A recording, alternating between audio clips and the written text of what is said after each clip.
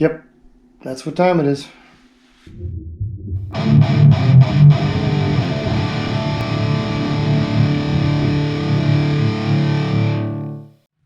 What's going on, everybody? Welcome back to the channel.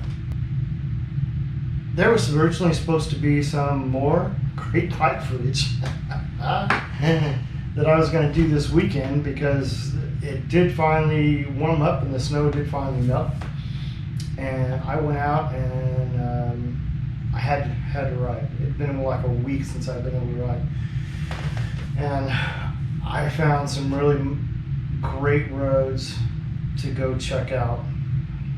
Let me start this whole thing off by saying, if you don't know where to ride, if you ever have a question about, hey, where am I going to go? What in the hell? If you ever have a question about, I'm going to shut this thing off. It's going to keep interrupting me. Yes, continue, please.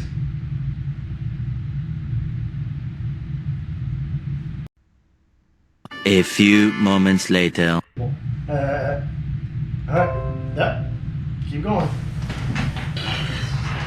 Alright, where was I? So if you are ever thinking to yourself in the middle of the week, where do I want to go this weekend? Let's just say you haven't decided and you need to go find some roads and you're tired of riding the ones that you're on normally. I highly recommend motorcycleroads.com. It's the simplest of sites to use. It takes a little while to load, but this has got some great information. Since I've started riding again, Texas, at least my part of Texas, and I keep bashing it, and I don't mean to. Texas is a great state. I've enjoyed living here. I've been here almost 30 years now. But long story short, where I live, my particular part, there's just a whole lot of nothing. I mean, like really a whole lot of nothing going on. Flat roads with nothing to see on either side. So knowing that, I thought, well, where can I find some good roads, where it might be less flat and more picturesque? And I stumbled across this motorcycleroads.com, and this is a great website. If you haven't been on this, go check it out. You can do a search. I don't know, maybe it's the world, but I know for sure the United States. And any place where somebody has gone and rode their motorcycles and said to themselves, hey, you know what, this is a nice road, this is a curvy road, this is a picturesque road, and said, I bet you other people I know would like to come see these roads. They have jotted those notes down and they have put it onto a road map. And they have actually made grades for each level. Like the first grade is gray, right? So that's basically just saying, hey, it's a nice road, go check it out, nothing spectacular. And then they go up from there all the way up to red, which is where the sport bikes are gonna go bend a knee and scrape foot pegs and that kind of thing, which I'm not gonna do anymore. I did that when I was a kid, back in the 80s. And I'm not doing that anymore. I'm long past doing that. I digress. Go check out that website. I'm not getting paid to say anything for those guys. It's just worth going to check out. Even if you're an experienced rider and you know the area that you're riding in, I still suggest you go check it out because somebody may have pegged a road or a stretch of highway or something.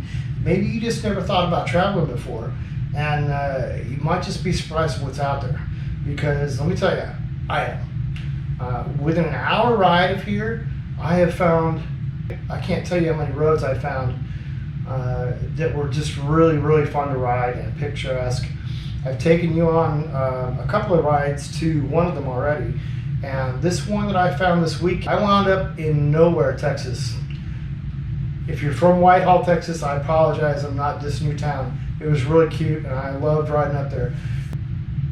This was a ride that I did for me. Like I try to go find places to go ride, or I try and take video for you guys so that you can see what's around here and forth. I do rides where I'll put on the closed face helmet, which I hate, and I hate it.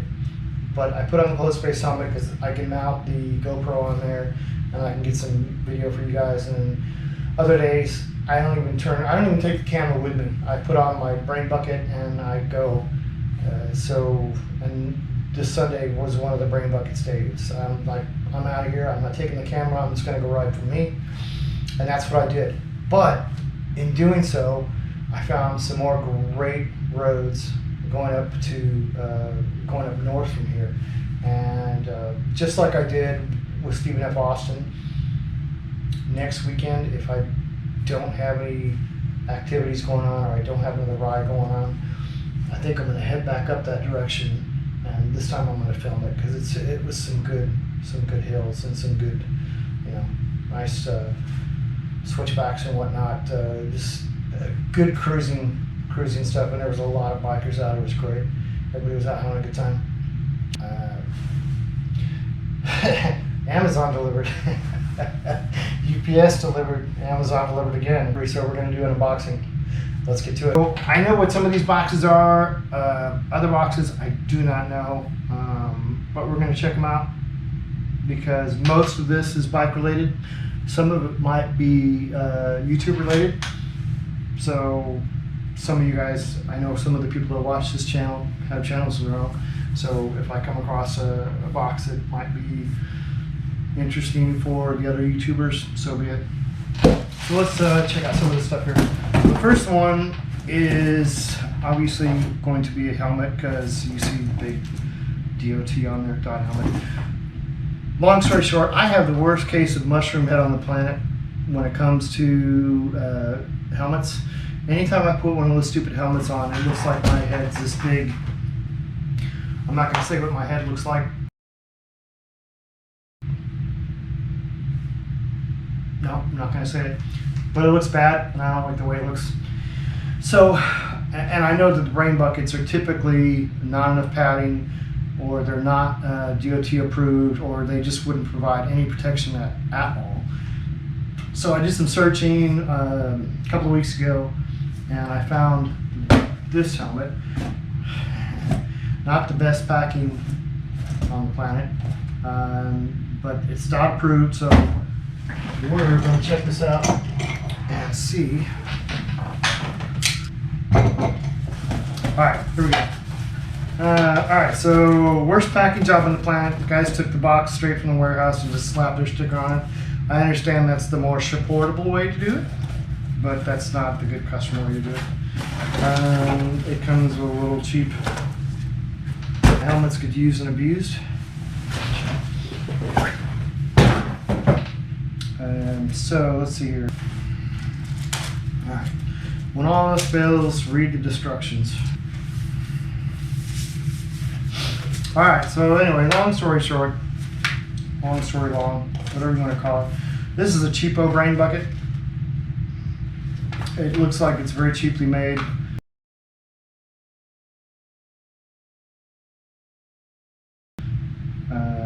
It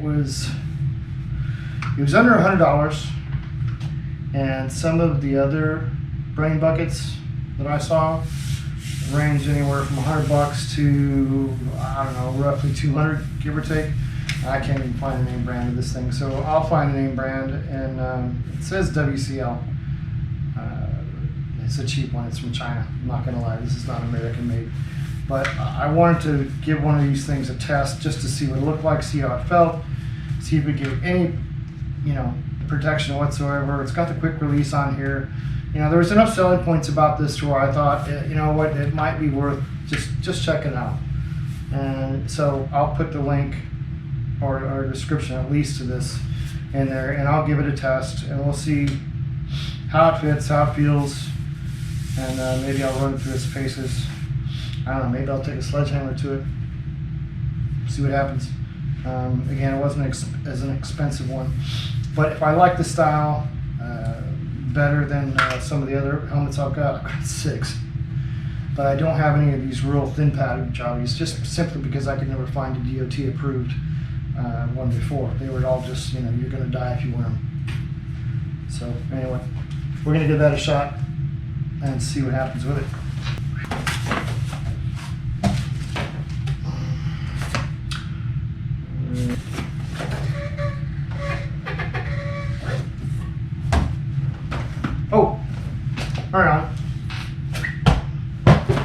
ordered this a couple of weeks back, and it never showed up. It's it on the camera here.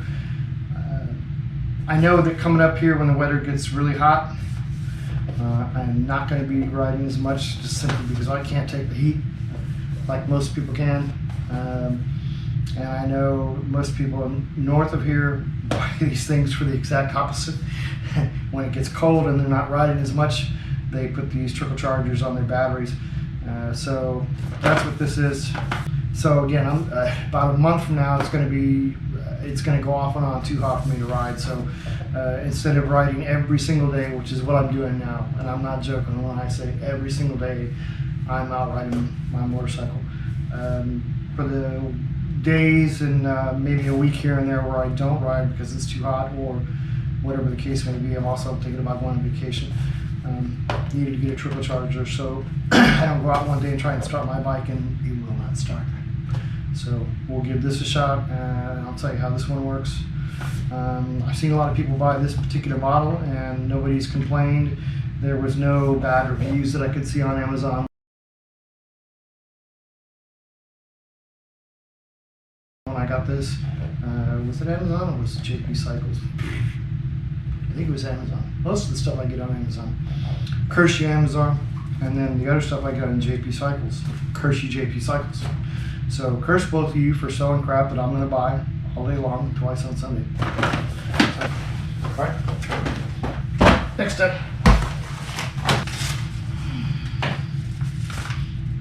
Oh, okay. I know what this is. Yeah, so a shout out again to my man from Traveling Tall.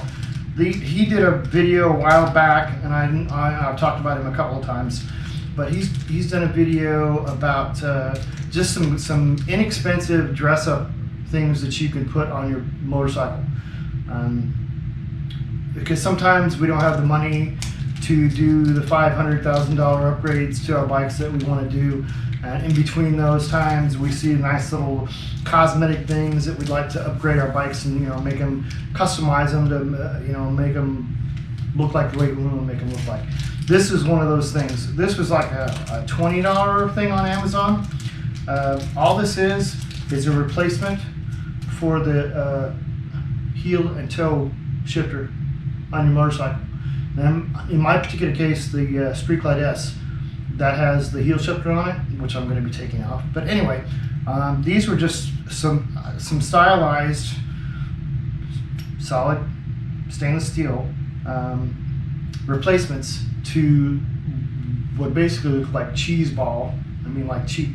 Very few things on a Harley look cheap, but the heel and toe clicker, they do look cheap on all of them. Most bikes, they look cheap. They're just the round rubber things.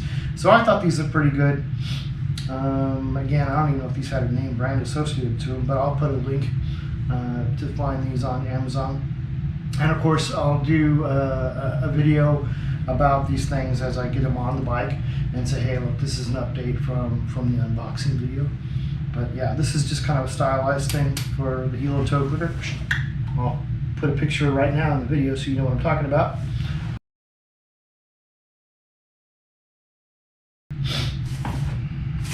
So this, for all my fellow YouTubers out there, I want to ask you a question. And please leave comments in the comment section because I really want to know the answer to this. Now that I'm doing the YouTube stuff and I'm shooting with the GoPros and I'm shooting with the iPhones, these file sizes are absolutely huge. I mean, they're just, they're gigantic files and they take up a hard drive like I mean, within a week, I think I ran out of space on this brand new laptop. I was out of space because yeah, anyway. So first I kind of started off with a OneDrive on Microsoft, and I filled up the hard drive, I filled up Dropbox, and man, I'm just out of storage. So I thought, well, I'm paying all this stupid money for all these extra storage sites when it would probably be better if I just got an external hard drive. So I found this Western Digital, I believe it's a Western Digital, 6 terabyte. I found this on Amazon. I think, what was it, a couple $100?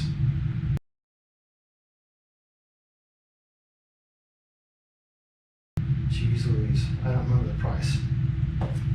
But anyway, I had to find something where I could store all this stuff on, and then I'll archive it, and I'll probably get a second one of these to actually, I use one as an operating base, and then I'll probably get a secondary one to actually archive the stuff on, because, the 6 terabytes, I'm sure. My fellow YouTubers that watch this, tell me how you deal with your storage when you're making these files, when you go to edit this stuff. I'm not even using an elaborate editing software. I'm using a fairly simplistic, version to edit these things out. And maybe I'll upgrade to the full Adobe Shop. I don't know, but that's not what I'm using right now. And even using one of these, the storage, the file storage just is out. What else we got? More fun stuff. Hopefully more bike stuff. Hey, look, I think I actually know how to open this one. I didn't close my knife. You made me forget to close this knife. It's your fault. I'm closing it. Safety first. What have we got going on here? That didn't make it. Hey, what do you know? Once again, a box within a box. I can't whistle. My whistle is dead big. Now I'm calling a dog. What in the hell is this?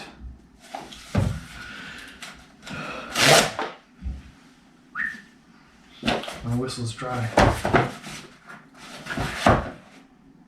Okay, so this is interesting. This is the first time I've done one of these. I don't want to pay $500 for a new GoPro 9. I don't want to pay $400 for a GoPro 8. I don't want to pay $300 for a GoPro. You see where I'm going with this? What I'm recording this on right now is a GoPro 7. It's got the stabilization. It's got everything on it that I could ever want, and it works great. It takes great video. I'm like, why would I want to pay a bunch of extra money for one of the higher ones when this does exactly what I need to? There are big YouTubers out there right now that are operating on a GoPro 4. And they're doing just fine. So anyway, I digress. I found these things where GoPro will do this new kind of packaging where it's just shipping friendly. You're not paying for all the big beautiful plastic boxes that you end up throwing away anyway. And I picked up another GoPro 7 for, I want to say, $240.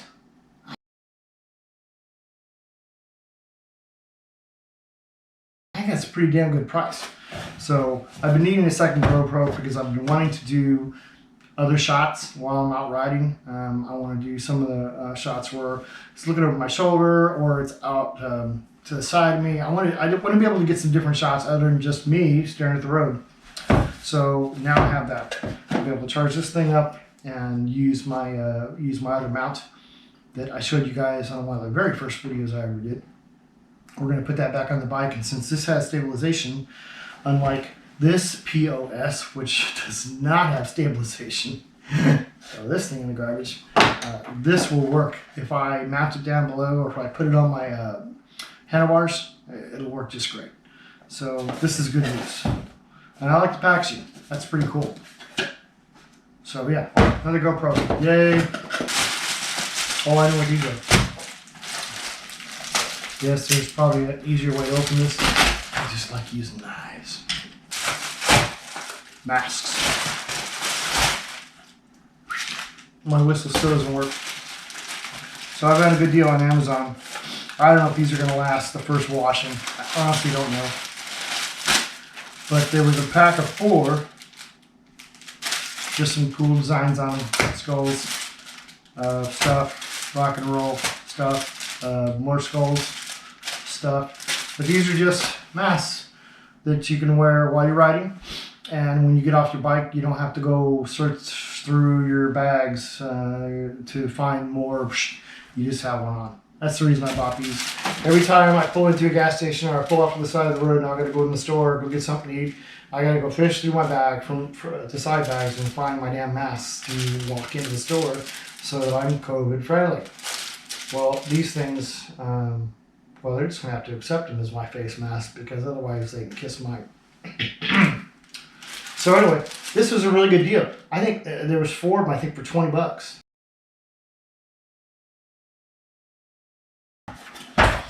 What is this? Oh, I know what this is. Pardon me, how rude.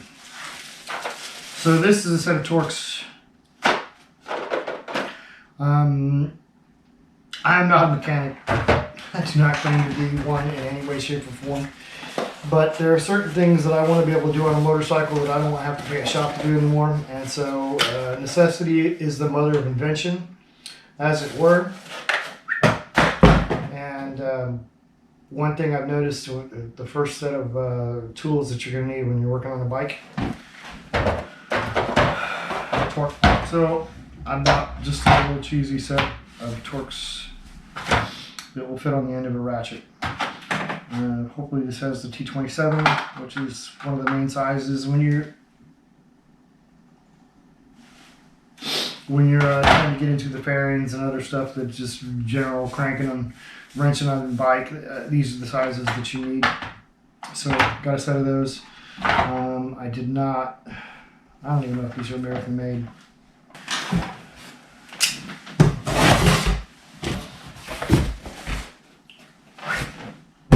My whistle hasn't worked a single time yet. So I started working on this motorcycle. The first thing I noticed is, let's step back. A good motorcycle lift to get it up off the ground where you can work on it.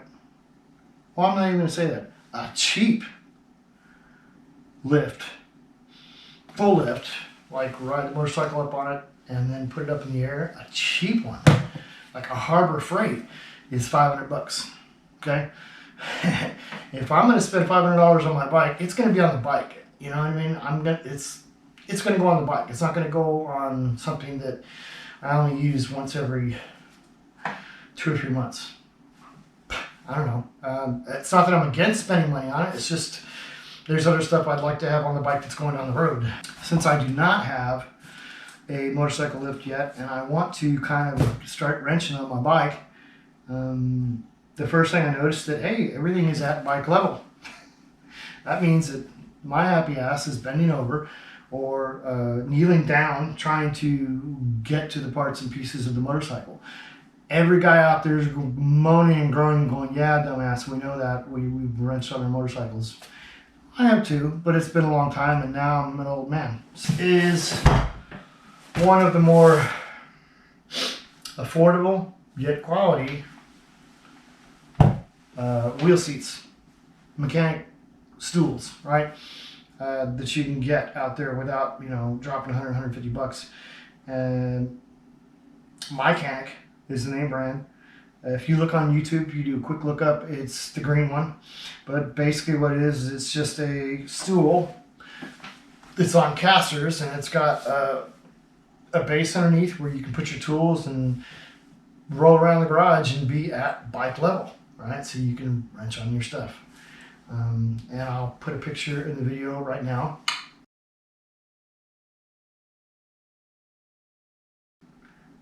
So that's what that looks like. And that's what this is. And this I'm actually going to do a serious review on. And I may get the model below this one, meaning the less expensive version, the $20 version. And then I may get the $130 version above this one, right? Because this is kind of middle of the road. So I'm going to put this together, and I'm actually going to do a review on it, because I think this is something that any guy that wrenches on their car or motorcycle would probably already has. Let's be honest, but they may not. And if you're searching around for one, it may be good to have this information. So I'm going to do a review on this one. My mechanic is the name brand, and I'll do I'll do a video out in the garage. Once I get it cleaned up, I'll put this together, show how it goes together real quick. It's stupid simple. And then we'll actually roll around the garage, and we'll do a couple of small things that I want to do to my bike, but I'm just not going to be doing, like I'm doing this right now, I'm not going to be doing this on the bike. I'll do doing this so I can get down at bike height. Right? So anyway, that's it. That's enough for tonight. Hope you enjoyed the unboxing. We'll get a better look at some of these things, and there's still more parts that haven't shown up yet. There was 2 or 3 shipments that got lost during the storm, and they still have not shown up on my doorstep, and that kind of pisses me off because they were some of the more decorative pieces to the bike that I wanted to get on. So if those ever show up, I'll do an unboxing for those, and then I'll show an install on the bike, but I'm not going to tell you what those are until they get in. So anyway, hope everybody is having a great week. We will see you again on the flip side when I do some more riding video.